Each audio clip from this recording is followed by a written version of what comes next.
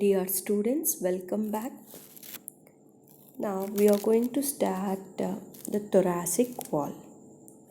So, the thoracic cage lodges and protects the chief organs of circulation, isn't it? Heart and lungs. Here, the shape of the thorax resembles a truncated cone shape, as its upper end is the thoracic inlet and the lower border is its thoracic outlet.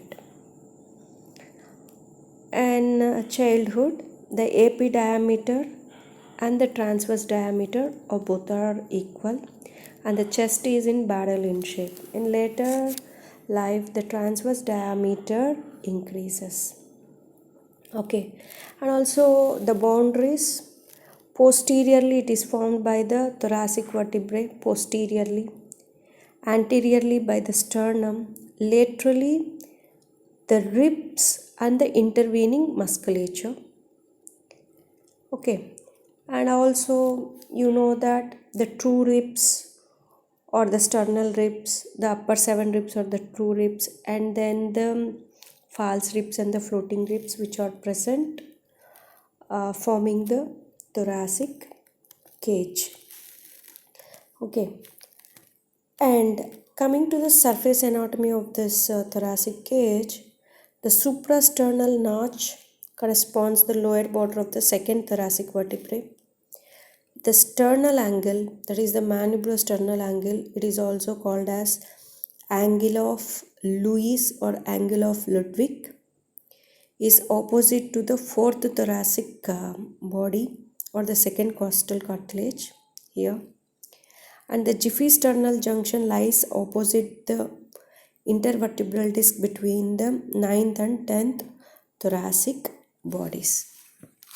So these are the features of the bony thorax, and normally the thoracic wall is covered from outside to inside by the following structures. One is the superficial structure is the skin.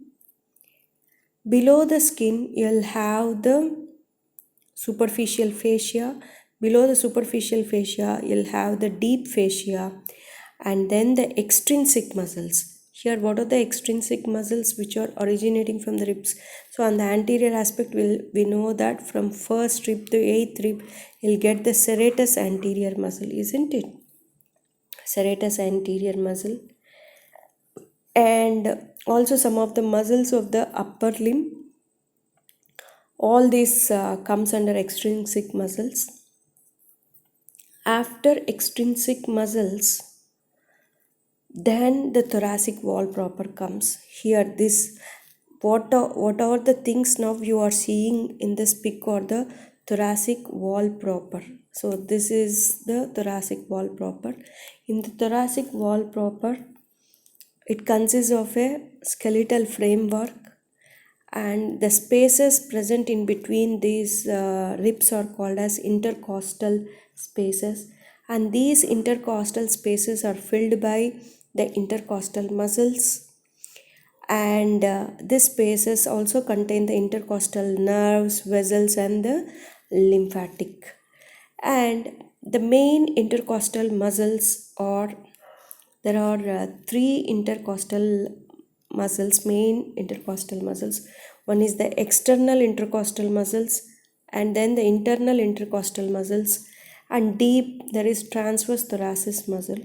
And this transverse thoracic muscle is again of three types. One is subcostalis, another one is intercostalis intimi, and the sternocostalis. All the three muscles called it as simply transverse thoracic: external intercostal muscle, internal intercostal muscle, and transverse thoracic muscle. This transverse thoracic muscle is divided into subcostalis, intercostalis intimi, and the sternocostalis muscle. So after that, So these are the muscles, and the intervening veins and lymphatics comes under this. And after that one, after coming to inner side, it is having endothoracic fascia, and after that it'll have the covering of the lung, that is pleura. Pleura is of two layers. One is the parietal pleura and visceral pleura, or up to visceral pleura. From skin to visceral pleura forms the wall of the thorax. Okay, so now we are very much concerned about the thoracic wall proper, that is the intercostal muscles, and also the veins, arteries, and the lymphatics are related to this spaces. So these are very much important in the wall of the thorax, which includes the thoracic wall proper. We are going to study these muscles in detail. These muscles in detail in the next video.